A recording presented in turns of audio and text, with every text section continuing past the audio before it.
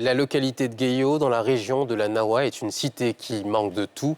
Absence de voies d'accès, plateau technique de l'hôpital général qui laisse à désirer, absence d'établissement bancaire et bien d'autres commodités qui font défaut à ce chef-lieu de département. Conséquence, les fonctionnaires et agents de l'État qui y sont affectés vivent un véritable calvaire, comme le montre ce reportage de Mardoché Kouassi et Joseph Zécré.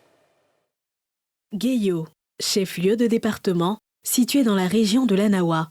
C'est ici que vit et travaille Olivier Yao, enseignant du secondaire depuis 2011.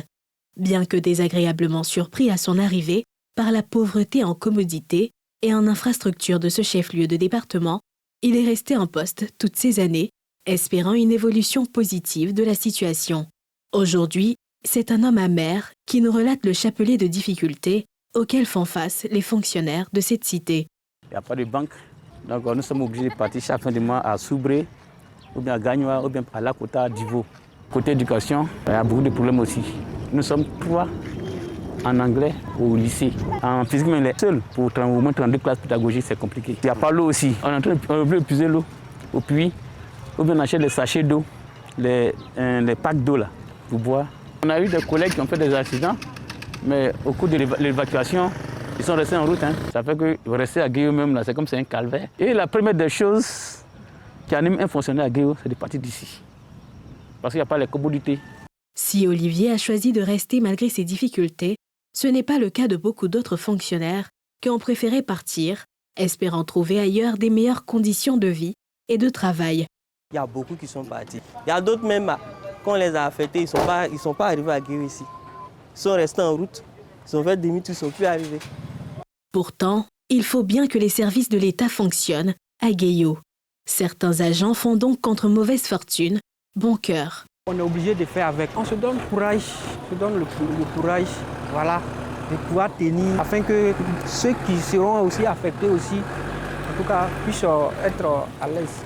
Les fils et filles de Gueyo, eux, sont conscients des difficultés que vivent ces fonctionnaires et peuvent comprendre certaines défections.